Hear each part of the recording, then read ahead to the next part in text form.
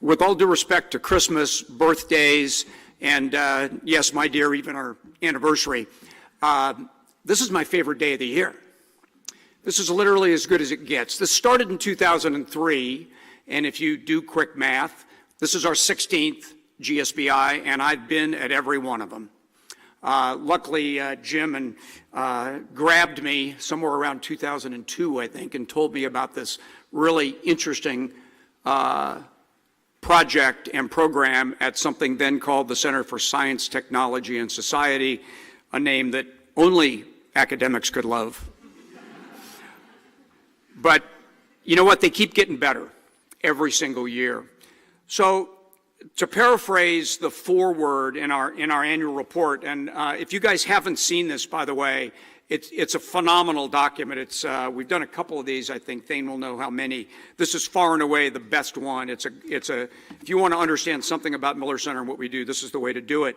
But my lovely wife Karen wrote the foreword, got edited a little bit by Thane. So to paraphrase a little bit of it, Miller Center sees and uses innovation and entrepreneurship as a springboard to sustainable success and dignity throughout the developing world, a pathway to hope. Or to put it another way, that my friend Joseph Nakandu, the CEO, a GSBI alum, and the CEO of New Cafe, which is a coffee cooperative that has organized 1 million coffee growers in Uganda. When we were there earlier this year and we were talking about this, he said, what you gave us is a passport out of poverty. And when he said that, I said, Joseph, I'm going to steal that line because it's a great line. And that is exactly what we're trying to do. And you guys have now seen this. You've now seen 18 phenomenal entrepreneurs. They're saving underweight babies. They're solving water shortage. They're making teachers better. I think we could use a little bit of that right around here, much less in the developing world, as was said. They're doubling the income of tuk-tuk drivers. They're phenomenally increasing the amount of crops that shareholder farmers can grow and therefore the income they can get. So they're literally helping change the world. But changing the world is a contact sport. It's not for the faint of heart. And sometimes it's a tough road, but it is really fun and really rewarding. And that's what I want to invite all of you to join, because it is so much more fun and so much more rewarding to be deeply involved in this than to just be observers. So I want to invite you all to join me and the Miller Center on our journey of what we call in the annual report, Architecting Hope, energizing the entrepreneurial spirit among the poor so that they can create their own opportunities. How can you get involved? 3 different ways.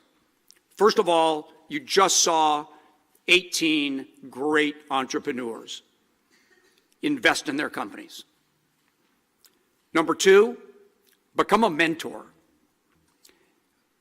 Mentoring, if you've got a good business background, you understand, you've been brought up here in the cradle of business and innovation here in Silicon Valley. You've got talent. We can use it. More importantly, the social entrepreneurs can use it.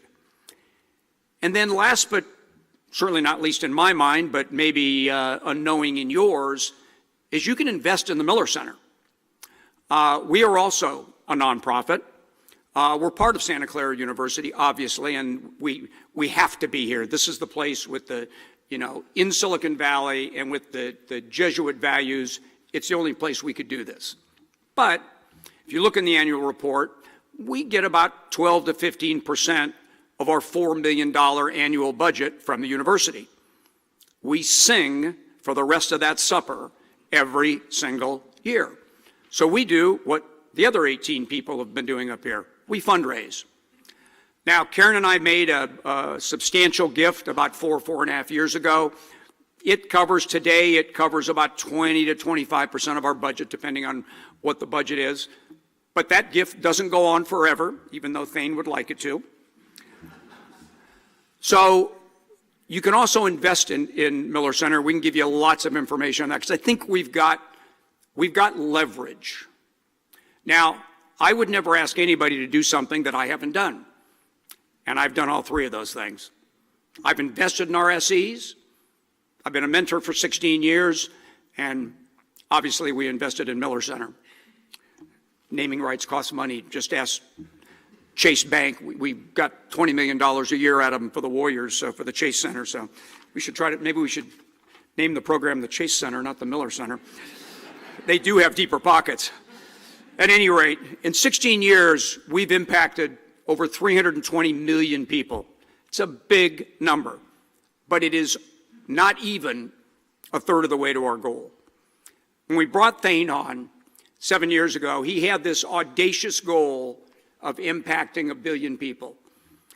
Seemed pretty crazy, and I even told him at the time that you might be the only CEO in history who could miss their goal by 50% and still be A, not fired, and B, a real hero.